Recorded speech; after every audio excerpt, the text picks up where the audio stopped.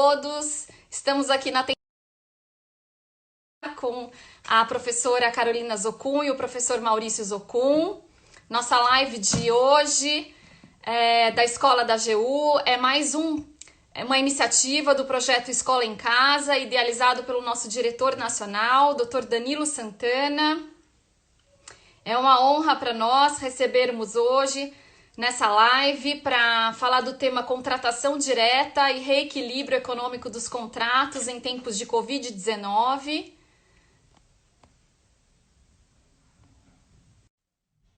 A professora Carolina Zokun, que é procuradora da Fazenda Nacional, doutora em Direito Administrativo. Conseguimos! Que bom!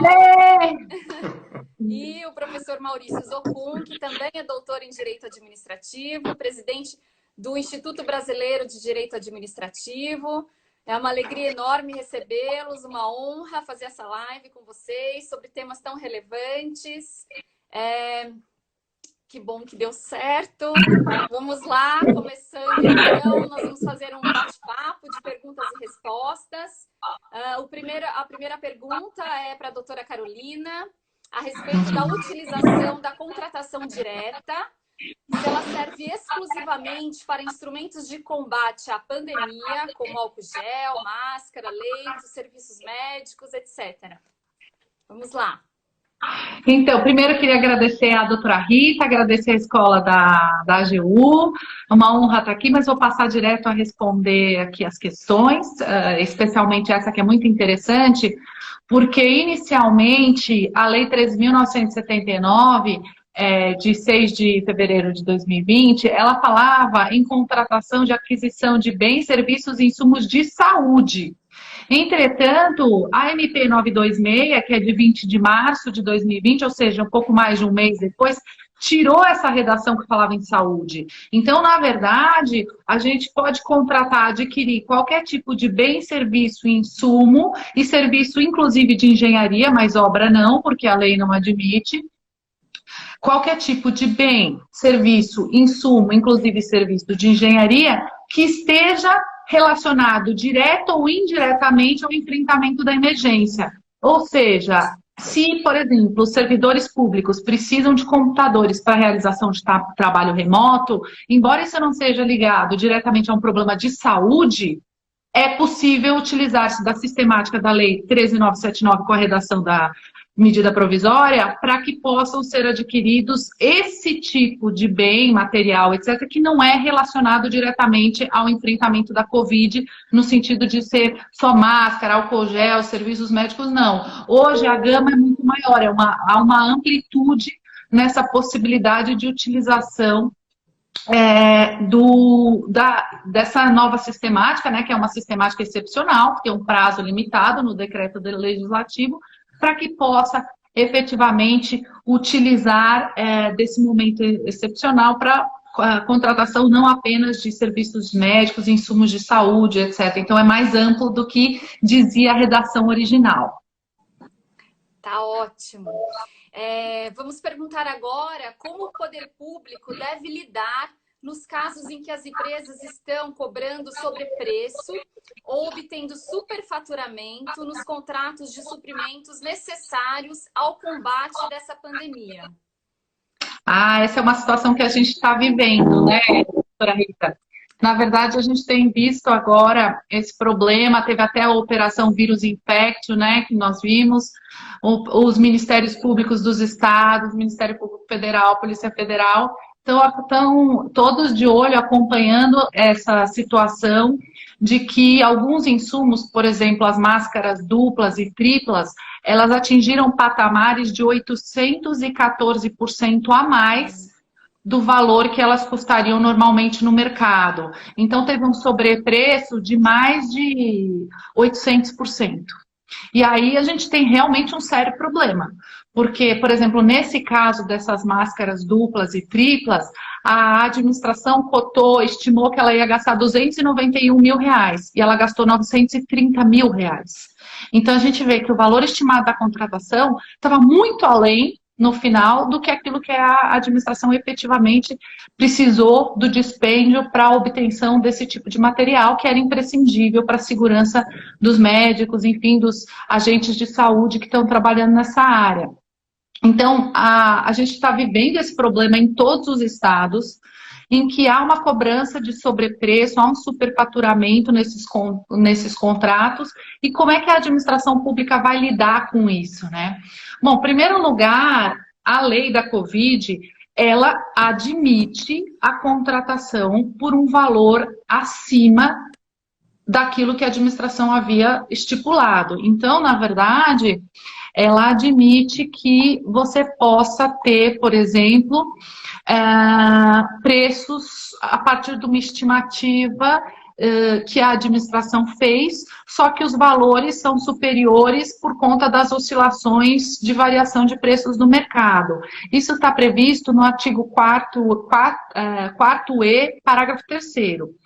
Assim, não é que a administração ela não vai contratar por qualquer valor, que ela não precisa estimar o preço, ela sempre vai ter que estimar o preço. E a própria Lei 13.979, ela traz parâmetros para a estimativa de preços, né? Então, ela fala que você tem que olhar o portal de compras do governo, tem que olhar as pesquisas publicadas na mídia especializada, tem que olhar sítios eletrônicos especializados, contratações similares, então ela tem. Só que mesmo dando essa diretriz, a própria Lei 13.979, ela fala que excepcionalmente está dispensada a realização da estimativa de preços que trata o dispositivo. Mas está dispensada essa estimativa do preço como trata o dispositivo. Não é que está dispensada, que ele pode não ter nenhuma estimativa. Ele vai ter que justificar de onde ele tirou aquele preço. Porque, veja, não é porque eu posso comprar acima do valor de mercado, justamente por causa dessas oscilações, que eu simplesmente tenho uma porta aberta para que as contratações públicas sejam efetivadas todas com um sobrepreço absurdo.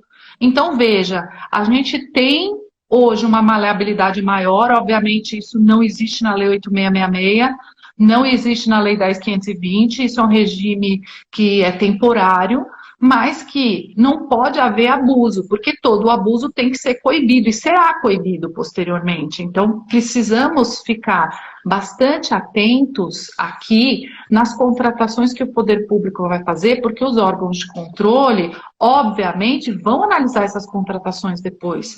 Elas não vão poder ser contratações em que algo que efetivamente teria uma oscilação de mercado, custando 20% a mais, custe 800% a mais. Isso não existe essa porta aberta na lei, o regime jurídico da lei, embora seja mais amplo, mais flexível do que a 8666 e do que a 10.520, não admite esse tipo de contratação que lesa o erário. Então, acho que a gente tem que tomar muito cuidado com esse momento que a gente está vivendo, porque é uma contratação com sobrepreço atrás de outra com sobrepreço. E esse sobrepreço pode existir, a lei admite, entretanto, é por uma oscilação ocasionada pela variação de preços e não algo que possa, o céu é o limite. Então, nesse sentido, eu diria que os gestores têm que ter muito cuidado, justificando bem quais os valores pelos quais eles estão contratando e por que daquele valor. O insumo é importado? O insumo, de onde veio esse insumo? Então, é bem importante ficarmos atentos a essa questão do preço. Os próprios consumidores estão sentindo isso, né? O preço do álcool gel, o preço das máscaras, o preço das luvas, tá uma loucura, né, Maurício? Olha, eu primeiro quero agradecer o convite que foi feito pela Escola da AGU, Rita. Parabenizar você pela tela de fundo, que está maravilhosa, viu? Uma coisa jamais, uma beleza. A gente não tem a mesma tela de fundo, é a parede branca mesmo. E olha, você sabe que eu não conversei com a Carol, com a professora Carolina, antes a respeito disso. E eu estava fazendo um bando de coisa, que o mundo está caindo para todo mundo que atua na área jurídica, e eu vi ela tratando muito desses assuntos de licitação, mas um pouco meio ao largo, na mesa do lado, porque eu estava tratando de outros temas também igualmente relevantes, todos afetos à questão do coronavírus. Mas é impressionante, por isso que eu jamais bateria de frente com a Carol, porque eu sempre, se eu bater, eu vou perder, mas eu vou fazer algumas considerações por um ângulo de uma pessoa que está fora da administração pública. É claro que quem está nas entranhas da administração pública tem uma capacidade de ver o problema, mas está envolvido muito com o problema. Isso é uma virtude. Mas quem está olhando de fora, eu estou recebendo, a primeira vez que a Carol menciona isso, eu estou assim, um pouco pensando no seguinte sentido, gente, não é que tem sobrepreço, é que o preço subiu muito mesmo. É que é muito fácil depois imaginar que falar arguiu sobrepreço desconsiderando a realidade que nós estamos passando. Hoje nós temos falta completa desses produtos no mercado. E no mercado consumidor de uma maneira geral. Então, 800 a mais, 800 a mais, claro que tem. É muito mais do que isso. Você tinha uma máscara que custava 75 centavos e, eventualmente, agora está custando R$2. Mas isso é o que o mercado está praticando. Então, às vezes, existe uma visão artificial de que há um sobrepreço, não estou dizendo que esse é o caso, mas que não é o problema da artificial, é que nós estamos vendo uma situação totalmente artificial, onde toda a sociedade quer o mesmo produto, uma capacidade para produzir. Eu advogo para muitas empresas que produzem isso, elas estão no topo da capacidade com todo mundo, os caras não estão atendendo a demanda. O cara lá na ponta sabe disso e está botando o preço lá em cima. O que existe no final da história é o aumento arbitrário do lucro, e se a administração pública não quiser comprar, o cara vai vender para outro. Então, eu vou falar muito claramente, há que ter uma definição do que a administração gostaria de pagar e o que o mercado está praticando. A visão do sobrepreço do mercado é para vender para a administração pública, você está pagando esse preço, eu não vou vender. Então, há que se tomar certo. É bom que a administração pode requisitar aí, né? Era esse o ponto que eu ia chegar. Há duas soluções para isso, que me parece que perpassam pela figura de identificação de qualquer, de fato, sobrepreço. Hoje, as situações é que estão variando. Vou buscar site de informação. Gente, o problema é do dia a dia. Chega um carregamento de máscara num lugar e o preço ele já aumenta automaticamente. Não há condições de nenhum site de fixação de preço apurar preço de álcool gel, de máscara de segurança. Não existe isso. Esqueçam isso. Esqueçam esse padrão que me parece que devia ser feito, que ele é inaplicável na hipótese. É absolutamente inaplicável na hipótese que eu estou do outro lado que está fornecendo isso. Não é assim que a coisa ocorre. Não vai estar em site lá precificado. Isso não existe. Há soluções para isso? Eu acho que há soluções para isso. Você sabe, Rita, que no mercado de medicamentos existe a Câmara, que é a CMED, né? A CMED, ela fixa o valor máximo dos medicamentos, né? Lembrando que a produção e a comercialização de medicamentos não é só uma atividade de interesse privado, é uma atividade de relevância pública. Não há nenhum impedimento jurídico para que o poder público fixe qual é o preço máximo de venda. Pergunta, ele já fez isso? Não fez isso. Poderia fazer? Poderia fazer. Algum impedimento para isso? Nenhum impedimento para isso. Zero. Não existe impedimento. Agora, não dá para arguir sobre o preço se o próprio governo que tem essa prerrogativa não fixou, teoricamente, o preço máximo desse produto. Então, não existe limitação. Qual que é a limitação? Aumento arbitrário do lucro. O aumento arbitrário do lucro se verifica a posteriori. Porque ou você consegue antecipar isso tabelando o preço, e há fundamento constitucional para isso, ou senão você tem que adoptar um mecanismo a posteriori, que é o CAD que vai resolver isso, e os órgãos de controle, que é aumento arbitrário do lucro. Mas a administração, como toda a sociedade, está sujeita a isso. Então, não vai botar isso no colo do administrador, que, tal como toda a sociedade, está submetido exatamente às mesmas influências de uma situação absolutamente excepcional. E se o poder público acha que vai pagar mais e que ninguém... Por quê? Ou o camarada vende para o privado ou vende para o poder público. Se o privado está pagando a mais, ele não vai vender para o poder público, Rita. Não vai, esquece, não vai vender. O álcool gel custava R$7, hoje custa 45 e não tem aumento arbitrário. Ele está gastando do bolso dele. Mas isso não é assim. Não, fato, não é assim, eles estão lucrando, não, tudo bem, mas eles estão, é questão de oferta e demanda. Se a gente não controla isso, o que vai acontecer? A maioria da população não vai ter acesso. O que eu estou dizendo é que se a administração pública não pagar, alguém vai pagar. E a administração pública não vai obter mas não pode funcionar dessa forma. Porque se a administração pública vai pagar, o particular vai pagar, depois ela vai ser condenada perante o TCU. O particular não vai ser condenado. Esse é o problema do TCU, nesse ponto, acho que vai estar despregado dos olhos da realidade. Mas ele faz isso. Não, tudo bem, isso é um problema. Então, o que eu vislumbro, Rita, são mecanismos alternativos para evitar esse problema. Primeiro, por que o poder público não fixa o tabelamento desse preço como pode fazer? Eu acho que pode. Não só pode, como deve, para justamente evitar o problema. Você tem que antecipar ao nascimento do problema que já existe e não cuidar dele depois. E se o problema é disso, desapropria. Cara, desapropria. Vai lá, na época do plano cruzado... Não é tão simples assim, né, Carol? Não, mas o valor da desapropriação é o valor do mercado do dia. E aí, como é que faz para desapropriar? Então, esse não desapropria. Não.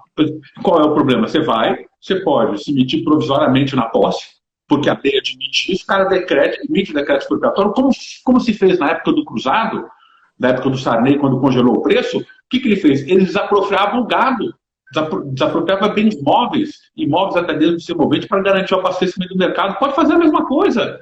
Então, se o problema é de venda, está fixando um valor arbitrário, você tem duas alternativas. Tabela, e é possível. Ou dois, desapropria. Porque realmente existe, é duvidoso, um aumento arbitrário. Todo mundo sofre isso. Rita, quanto é que você pagou no álcool gel? Você está pagando o preço do mercado? Claro, você está pagando o preço do mercado. Seu custo de mercado está com o preço lá em cima, muito mais elevado do que você pagava. Ou você não está sentindo isso? Estou Claro, sentindo. sentindo. Não é todo lugar que tem para comprar, né? Ainda é questão de oferta e demanda. Máscara, de luva, de tudo. E o governo está inserido neste exato mercado, o governo não está no mercado paralelo, ele está neste mercado em que o preço aumentou exorbitantemente 800.000%. Ele vai fazer o preço de mercado, só que o preço de mercado ele está sendo arbitrário. Então, se ele desapropriar, ele vai desapropriar pelo preço do mercado, que é isso que manda o Decreto-Lei 3365. Então, não adianta desapropriar. É que adianta pela seguinte razão, porque nesse caso, o magistrado ele poderia falar o seguinte: não, aqui existe um aumento arbitrário do lucro, o preço de mercado não é este artificialmente imposto, mas um outro que eu fixo qualquer. O magistrado tem essa prerrogativa. Até aí já morreu mais 100 mil de coronavírus. Eu vou passar uma pergunta para você agora, Maurício. Pergunta que não quer calar também, sobre o reequilíbrio dos contratos administrativos em razão da Covid-19. Fato príncipe ou força maior, ou os dois, Maurício?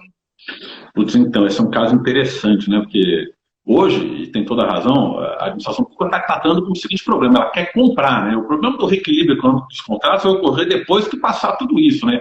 Esse é um problema a vir, né? Ou a resolver, né? Olha, Rita e ouvintes, né? Ouvintes não, né? Os telespectadores, né? Há as duas coisas, né? Olha que coisa interessante, Rita. Induvidosamente, nós estamos numa situação de pandemia. Só que existe um tratamento lícito e existe um tratamento ilícito. Existem medidas lícitas e existem medidas ilícitas causadas pelos diversos poderes públicos no combate a essa pandemia. No caso de São Paulo, por exemplo, foi determinado o fechamento da rodovia dos Tamoios. Na hora que fechou a rodovia dos Tamoios, veio então o poder público, o poder judiciário, cassou a decisão e falou: não é possível haver o fechamento das rodovias porque essa é a atividade pública considerada como essencial. Pergunto, e todo o prejuízo causado às pessoas durante o período de fechamento ilícito dessa rodovia? Opa, aí você pode suscitar o reequilíbrio da relação econômica pactuada ao fundamento da prática de conduta ilícita do Estado. E o Supremo Tribunal Federal está julgando um bando de temas a revelar um conjunto de ilicitudes que vão sendo praticadas no curso do combate ao coronavírus. Certamente está todo mundo imbuído das melhores das boas intenções, mas as pessoas estão cometendo, em algumas medidas, abusos. Não sem razão, o Supremo Tribunal Federal só tem julgado inconstitucional um conjunto de medidas que têm sido adotadas. Então, no reequilíbrio financeiro dos contratos, e estou dizendo de uma maneira geral, tanto o contrato administrativo como o contrato de concessão, nós temos que primeiro avaliar quais são as situações ilícitas. Estas automaticamente rendem a figura do reequilíbrio pelo cometimento de ilícitos por parte do poder público. A grande dificuldade, então, essa é uma situação que, digamos, não deve causar muito problema, senão que é um problema na própria identificação do comportamento ilícito por parte do poder público. Mas uma outra conduta que não está envolvida, digamos, numa pegada ilícita, é o próprio reequilíbrio. Né? O que nós temos aqui? Nós temos uma figura desta situação absolutamente inusitada que atingiu a todos.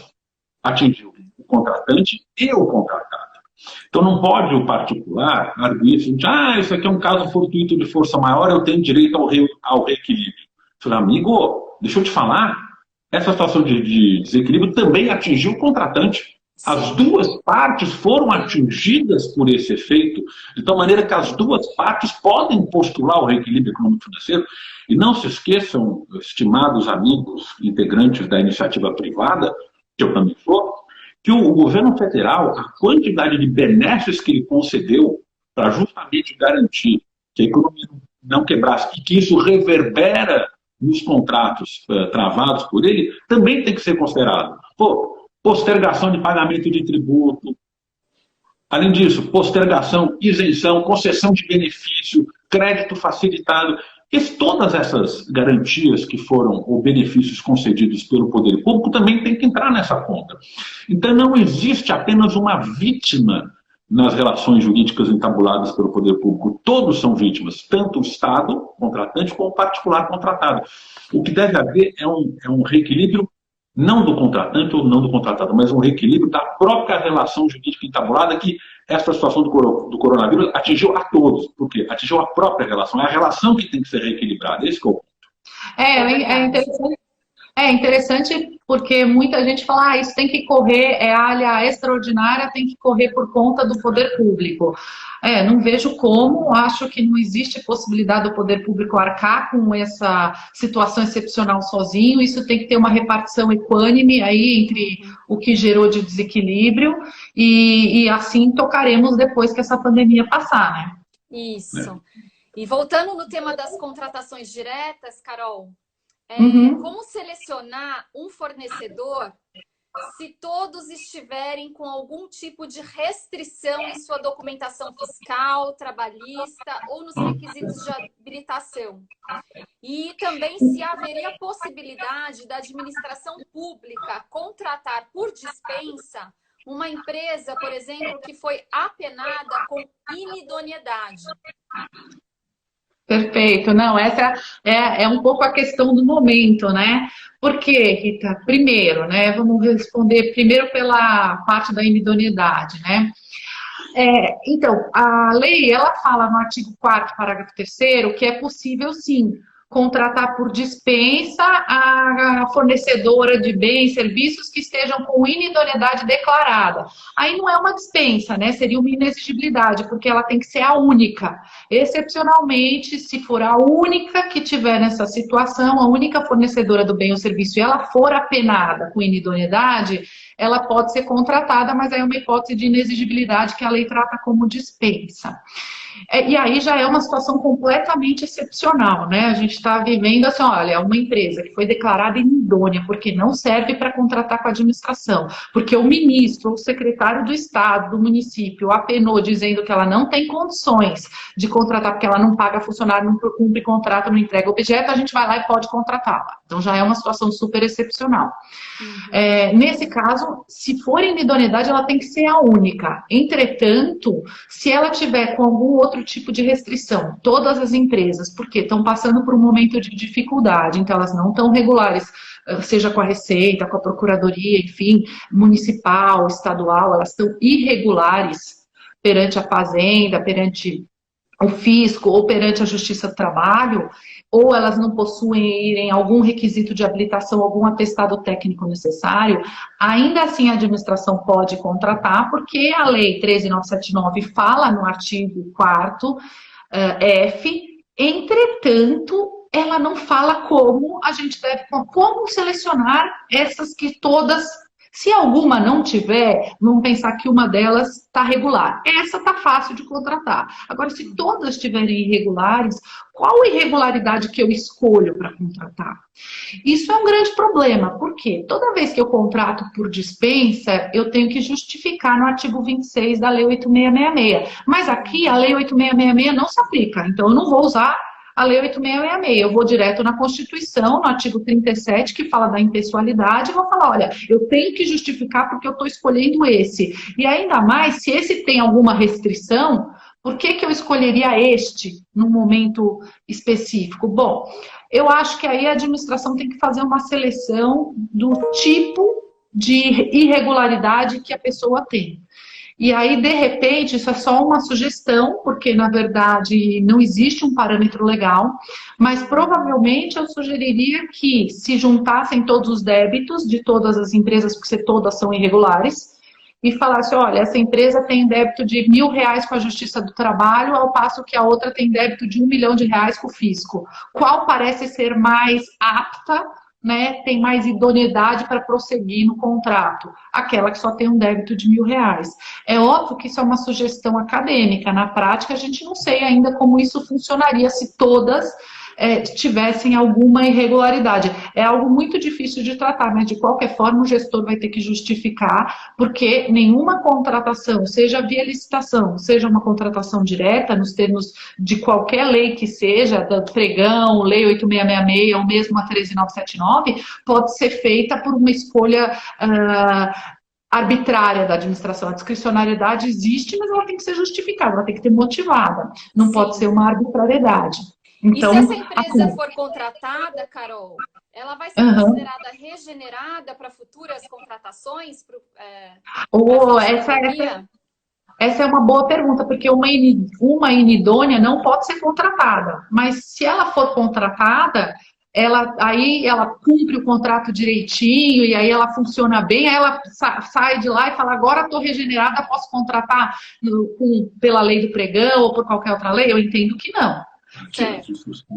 Parece um caso de Sursi, exato. Não, eu entendo que não. Ela continua inidônea, só que admitiu-se a contratação nesse tempo de pandemia. E eu acho que uma pergunta interessante também. Por exemplo, no caso dela, se, ao contrário, ela não tinha nenhuma inidoneidade, mas ela foi contratada nos termos da 13979 e aí ela foi declarada inidônea nos termos da 13979. Se nesse caso transportaria, depois que acabasse a pandemia, essa declaração para a Lei 866 e para a 10520. Aí eu entendo que sim.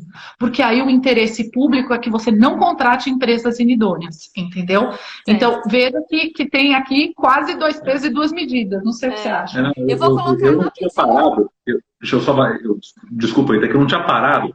Apesar de ter esse monumento à inteligência jurídica do meu lado todo o tempo, nós tratamos de muitas outras coisas do que tema jurídico. Toda vez que eu ouço ela falar, eu me encanto. Então, cada dia eu me apaixono e fico, embasbacado com a Carol do meu lado. Mais uma vez, além de saber tudo de contratação pública, que eu jamais conseguiria saber, ainda que eu nascesse e renascesse, fato é que nesse ponto específico, enquanto ela falava, eu pensava aqui no termo de teoria geral do direito.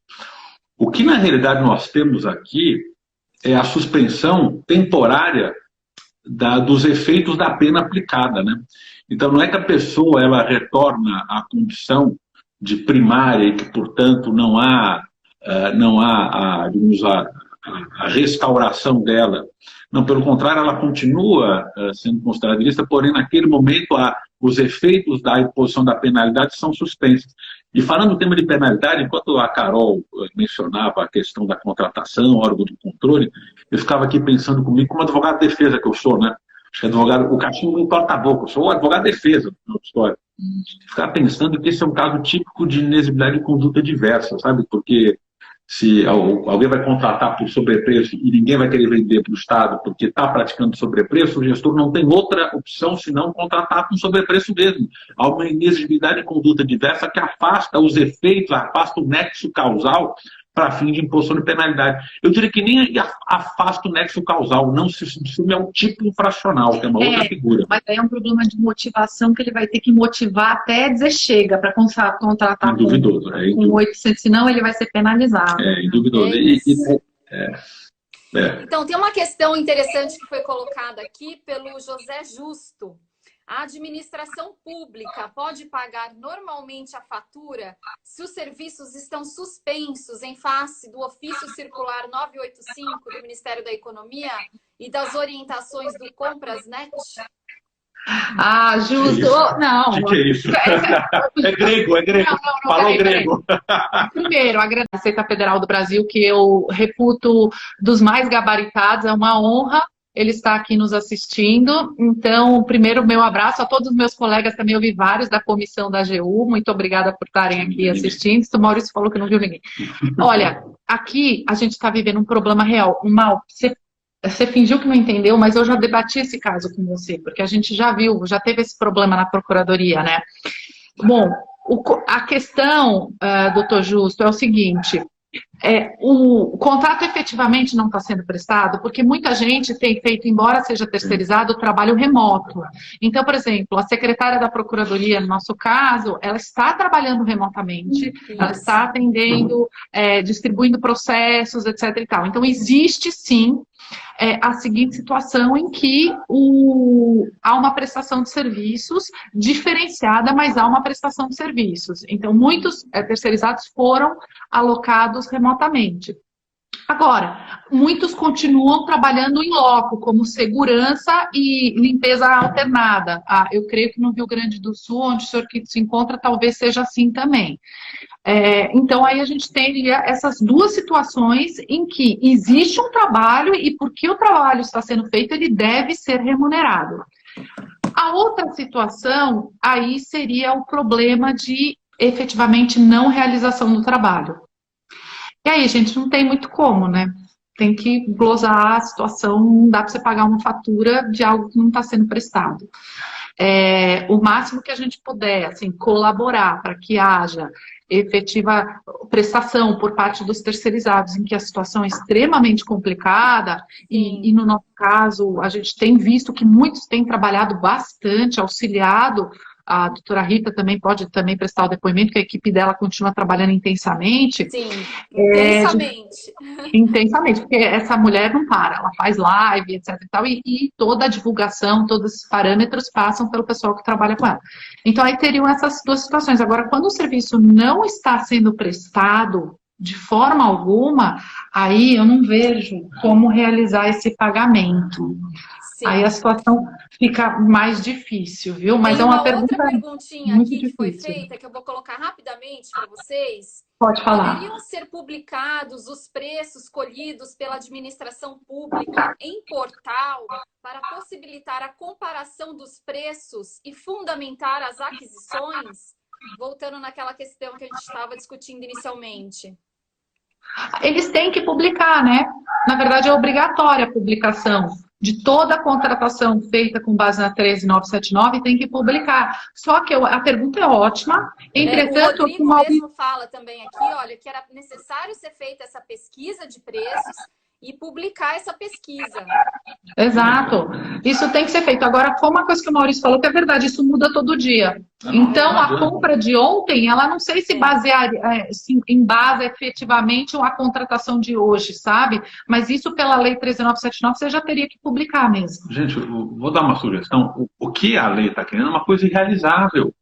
Não é como Camões, que cessa tudo que a antiga musa canta, que um novo valor mais alto se levanta. Não é esse o ponto, mas a grande verdade é que o padrão formal que a lei exige, simplesmente os fatos se impõem de uma maneira completamente diferente.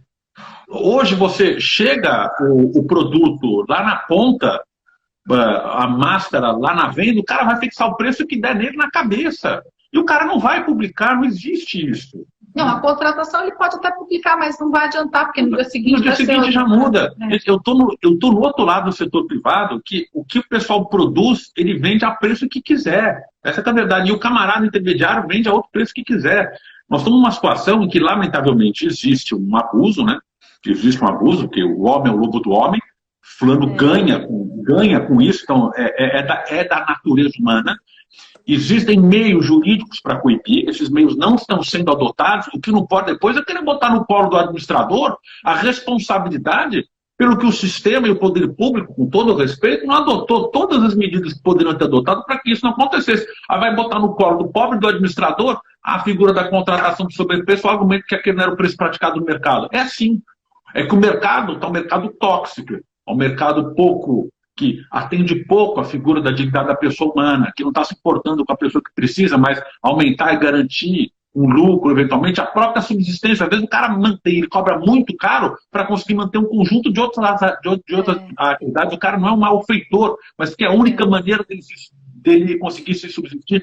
Quando o julgador tiver esse monta, ele tem que ter essa incorporação.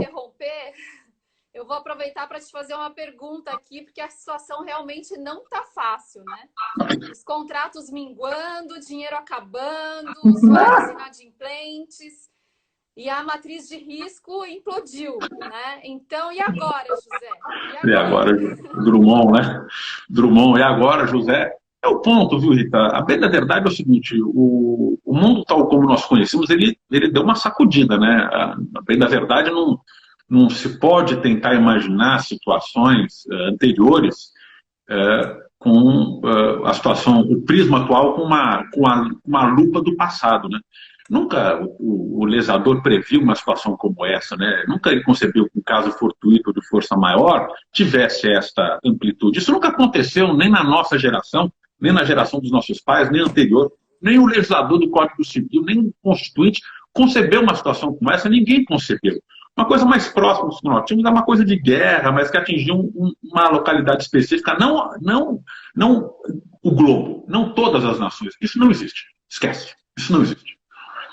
A bem da verdade, o que se coloca nesse ponto? Né? Se alguém tentar judicializar a matéria, nós estamos botando no colo do judiciário uma situação que se causa perplexidade para nós, causa também perplexidade para o magistrado. O magistrado tem as mesmas dificuldades, é um homem como nós, que passa pelas mesmas, também está pagando máscara com sobrepreço, também não está encontrando álcool gel, está pedindo pelo amor de Deus para conseguir comprar um produto de limpeza, ainda que não seja o preço. Ele sente as mesmas dificuldades que nós. Talvez lá no Tribunal de Contas da União seja um mundo à parte, eles não estejam passando por dificuldade nenhuma, isso eu não sei dizer.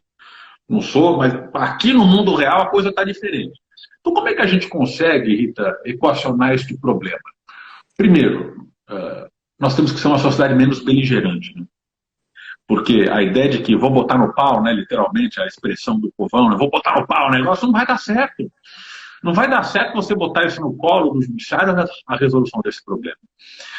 A Constituição da República, no preâmbulo dela, preconiza a solução pacífica dos conflitos. Né?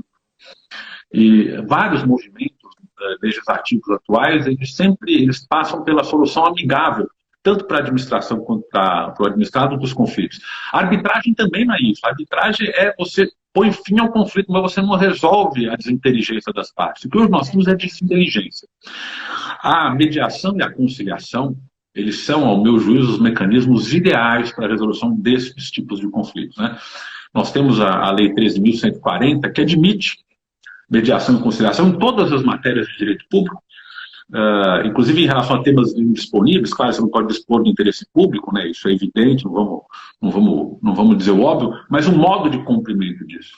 Eu acho que, eu espero, né, a bem da verdade, que no momento atual, esta situação singular e os desequilíbrios que ocorrem, e eventualmente os destemperos que possam ser imputados a agentes públicos, eles sejam solucionados por uma via consensual. Que exista, na realidade, uma solução, não que nasça o conflito, mas antes que o conflito nasça, as pessoas possam chegar a um acordo, sem judicialização, sem nada, para que as relações entabuladas, contratuais ou não contratuais, elas possam ser equilibradas, considerando que não existe vítima e agressor, considerando que, fundamentalmente, no contexto atual, todos são vítimas. Ou seja, não existe mais vítima ou menos vítima, todos são vítimas.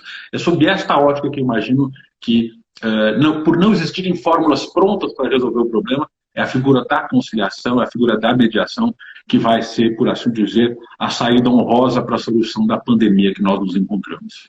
Tem toda a razão, professor Maurício. Estamos todos no mesmo barco, né? E tem uma iniciativa elogiável do Tribunal Regional Federal da Terceira Região, que semana passada eles criaram uma plataforma de conciliação para solucionar os casos relacionados à Covid-19, uma plataforma interinstitucional, justamente visando isso, né? De tentar achar uma solução mais adequada para solucionar esses tipos de conflitos que têm aparecido aí no dia a dia dessa crise que estamos vivenciando. E eu queria colocar uma questão agora para a doutora Carolina a respeito da medida provisória 961, que foi publicada dia 6 de maio, se aplica às dispensas da lei da Covid-19 a essa medida provisória. Essa pergunta é muito interessante, porque primeiro que saiu ontem, né? Na verdade, acho que ela é do dia 6 e foi publicada dia 7, né? Então já caiu logo de cara nesse bojo. Primeiro, ela não alterou a Lei 13.979. Então, ela não entrou para o bojo do sistema da Covid. Mas, eu diria o seguinte, quanto aos valores de dispensa, ela não se aplica mesmo a lei da Covid, a lei 13.979. Por quê? Porque na lei da Covid não tem valor. Você faz a dispensa independentemente do valor. E aqui ela trouxe novos parâmetros de valores de dispensa durante o prazo do decreto legislativo número 6 de 2020. Então, peraí, o que acontece? Ela vai alterar o quê? Os dispositivos da lei 8.666. mas só até 31 de dezembro, se é que isso não vai prorrogar, mas espero que não, até 31 de dezembro de 2020, os valores da Lei 866 foram alterados para 50 mil serviços simples e compras e 100 mil obras e serviços de engenharia, como era o caso da Lei 13.303 de 2016, que é a lei das estatais. Ela aproximou, né, deixou e igualou os valores da Lei 866 para os da 13.303. Mas ela não mexeu na lei da Covid. Mas o que eu entendo que dessa medida provisória pode se aplicar à Covid? Eu entendo que pode se aplicar, por exemplo, o pagamento antecipado, que é a grande, digamos assim, bola da vez, né?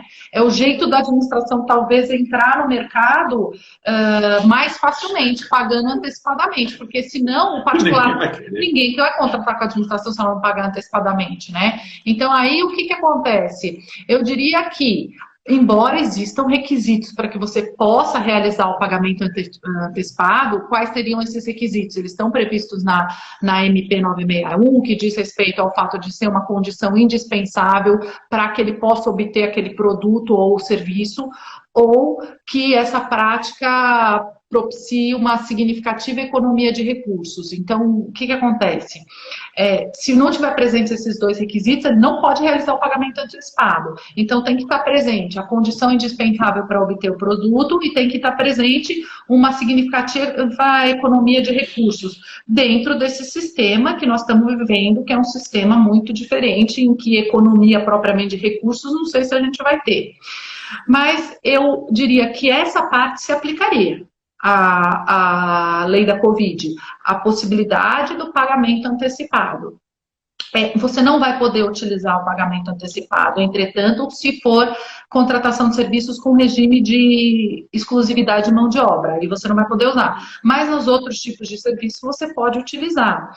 Então, o lapso temporal dessa MP, que altera a Lei 8666, é até 31 de dezembro, e ela é aplicada, a lei da Covid, apenas no que tange ao pagamento antecipado. Eu diria, ela não se aplica no que tange ao RDC, porque não faz sentido, aqui já vem previsto, né, o RDC, e ela não vai se aplicar no que tange aos valores de dispensa, porque a lei da Covid é mais ampla, ela não tem limite para a contratação de dispensa. Acho que é isso. Sabe tudo, gente. Quem tem um momento inteligente sobre isso. É o Google das contratações públicas aqui na PFN, na GU, nossa grande referência. Também aqui, viu? Tá cheio de colega. Eu vi que o Hugo entrou, o presidente da comissão, um monte de... Adriano. Agradecer a participação de para fazer o elogio em alguém, deixa eu falar. Da Escola da GU também, a doutora Cristiane, o Marco, estão todos aqui, a Tereza Vilar, que também estou vendo vários colegas aqui participando da live. Eu vou só fazer uma observação, posso? Oi? Posso fazer? Eu não tenho Instagram, viu? Então, eu não tenho absolutamente ninguém. Então, todas essas pessoas, eu aplaudo. A única pessoa que, por internet, que você está vendo é o meu queridíssimo amigo, professor Rafael Maffini, é o príncipe hermenêutico dos Pampas gaúcho, que não propriamente do Brasil, grande figura. Acabei de ver que ele estava me vendo aqui, não sei por qual razão, mas, Rafael, eu acho que hoje à noite eu continuo vivo, viu? Nós temos uns minutinhos aí para responder as perguntas que estão sendo realizadas. A professora Juliana Barbosa, ela está colocando aqui, Maurício, sobre o reequilíbrio em contratos de gênero alimentícios. Como precificar o valor ou o percentual que será revisado? Olha, a pergunta se aplica a figura dos 25% para cima ou para baixo, é isso? Acho que é essa a ideia. Meu filho, posso falar? Você tem que considerar que você considera uma situação absolutamente excepcional. Essa que é a grande. Essa limitação que existiu de 25% e 50%, ela simplesmente é pulverizada nessa situação, no meu juízo. Quer dizer, simplesmente existe uma situação excepcional que o próprio sistema normativo reconhece como uma circunstância ensejadora da relativização destas cláusulas. A bem da verdade é que no final da história o que ocorre? Vai ser alguém lá na ponta que depois vai querer fiscalizar isso para apontar o dedo para dizer que está errado. Mas o Estado não tem alternativa. Então, Mas eu acho que aí não cabe os 25%. Você tem que fazer uma contratação com base nessa lei, porque o que nasceu na Lei 8666 continua sendo regido pela Lei 8666. Então, o que você poderia usar o adicional seria se você fizesse uma nova contratação com base na lei da Covid. Eu entendo dessa forma. eu tenho dúvida, viu? Você sabe que na França ocorreu uma situação semelhante, né? Eu até li um artigo recente do professor lá da São Francisco, um cara, um civilista, muito bom artigo, diga-se de passagem, em que ele trazia a colação, exemplo, da guerra na França, em 14, que justamente, com todo respeito, é antítese do que a Carol está mencionando, porque ocorre o seguinte: os contratos travados antes da guerra, que se aperfeiçoavam durante a guerra, reconhecesse nele uma excepcionalidade. Já os contratos tabulados no curso da guerra, onde havia um curso excepcional, você dava um tratamento diferenciado. Então, eu acho que a condição excepcional se aplica aos contratos cujos efeitos se projetaram para dentro da situação de calamidade. Não é o que a lei da Covid fala. O artigo 4I fala que para os contratos decorrentes dos procedimentos previstos nesta lei. Eu entendo, né? Entendeu? Então, na verdade, eu diria que ela mantém-se os 25% da 8666 e se for feita, mas nada impede dela fazer uma nova contratação para aquilo que é necessário, com base na Lei 13.979, e aí ela tem 50% de acréscimo. Eu reconheço que esse é o pensamento, certamente o pensamento mais, digamos, acertado. Não, mas eu estou dizendo, ok, compreendo essa visão, mas sob a minha ótica, existe uma alternativa para dizer o seguinte: filho, esse contrato foi previsto numa situação absolutamente normal, nós não estamos numa situação de normalidade. Certamente, a aplicação dos princípios na situação qualquer é a seguinte: amigo, como é que eu vou tutelar o interesse público? Provar o contrato para 25% a mais, eu faço uma outra licitação antes mesmo do advento dessa lei. Não precisa de licitação, faz uma dispensa. Contratação direta. A Dani Júlia eu me mantenho firme. O percentual de 30% a cargo do empregador da MP 929 deve ser repassado ao poder público ou deve ser suportado integralmente pela contratada? Qual que é? Desculpa. É da MP 30% a cargo do empregador da MP 929. Deve ser repassado ao poder público ou deve ser suportado integralmente pela contratada? Não, eu não estou me lembrando de qual que é essa pergunta. O pessoal tratou disso na Procuradoria, eu não fiquei tão a par também desse tema, viu? Esses 30%, desculpa, agora eu confesso que eu não... Pois é, acho que até a doutora Priscila, não sei se ela está assistindo, ela chegou, acho que até a dar parecer sobre isso. E eu não lembro exatamente o resultado, gente. Eu não vou falar uma coisa que eu desconheço. Não, assim, eu não tô. Realmente eu não estou colocando as questões que estão discutindo aqui também. Muitas eu também não. A lei de introdução diz que ninguém se excusa no cumprimento da lei arguindo seu desconhecimento, mas nesse caso eu vou arguir, eu vou inaplicar a lei de introdução, viu? Eu podia dar um chute, porque sobre a redação do parágrafo 4º, mas melhor não. artigo 4º, Carol, significa que a dispensa produzirá uma ARP com a possibilidade de coronas com as limitações do artigo 22 do decreto? Legal. Essa pergunta eu sei. A do SRP, né? Então, é a dispensa para registro de preço, né? Aí o que acontece? A dispensa para registro de preços, ela tem algumas peculiaridades. Primeiro que ela entrou depois, né? Ela não é original da lei da Covid, mas ela tem a seguinte situação. Quando você faz uma dispensa para registro de preços, você vai precisar, primeiro, de mais de um órgão. Um órgão sozinho, ele não pode fazer uma dispensa para registro de preço. Ele precisa juntar com mais de um órgão para poder fazer. Aí vem o problema. Qual é a limitação com relação a caronas? Se for uma contratação que não seja via dispensa, você vai poder ter o quíntuplo grupo e individualmente você vai poder ser 100%, como se fosse uma compra nacional.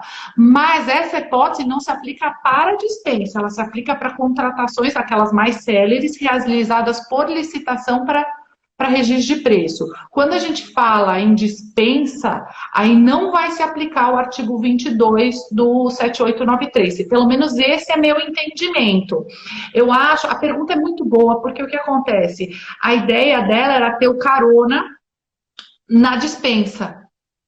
E quando você olha a hipótese do carona aqui, quer ver dos insumos que estão previstos aqui, eu acho que é o I, né? Aqui, ó.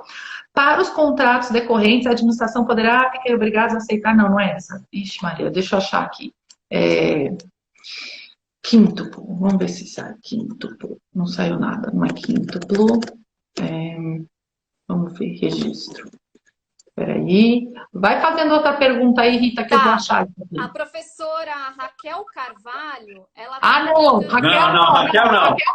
Pode não. Não, foi vetada, Raquel. Não, pode fazer. Eu tô brincando. A aplicação do regime extraordinário em contratos firmados em período de normalidade é admitida em países em que se formalizou em lei a teoria das circunstâncias excepcionais. Acho que ela fez um comentário aqui. E aí a Adriana Carrijo, ela comenta aqui que lembra que o limite não está vinculado ao reequilíbrio econômico-financeiro do contrato, e sim ao acréscimo ou à supressão quantitativa ou qualitativa. Sim, isso ela tá certa, não tá mesmo. É que quando a gente fez a pergunta, a gente acabou respondendo as duas coisas, né? Mas eu concordo com ela nesse aspecto. Eu acho que pode haver o reequilíbrio para além do limite. Dos 25%, eu também acho. Que a gente acabou falando das alterações. Mas não, o reequilíbrio tá certo. E a Raquel também tá certa. A Raquel é uma administrativista, aliás, professora Raquel, né? É uma administrativista de mão cheia. Certamente ela faz essa referência nos casos justamente que eu fiz a alusão ao modelo francês, que na guerra admitiu essas contratações de natureza excepcional. Ela sempre muito arguta e que se admite, nesse caso, de fato, né? Se você cria um regime excepcional, a pessoa trabalha dentro do regime excepcional. A grande dificuldade são os contratos travados num regime de normalidade, cujos efeitos se projetam para uma situação de excepcionalidade. Você não pode tratá-los como se estivesse no momento de normalidade. É a rebus sic stantibus, né? Que a coisa tem que ser mantida no momento tal como contratado. Se o momento que foi contratado é diferente do momento que se verifica atualmente, você tem que ou repactuar ou desfazer. E a repactuação se dá no momento atual, não olhando para o passado. Isso é um problema de teoria geral.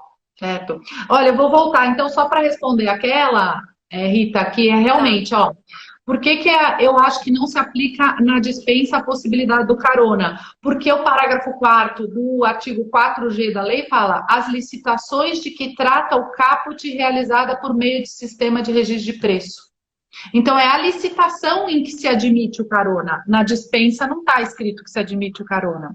É por isso que eu entendo que, para a dispensa, não se admitiria a figura do carona, apenas para as licitações mais céleres, que estão previstas na 13979, mas não para a dispensa em si, que foi a pergunta feita anteriormente. Muito boa, por sinal.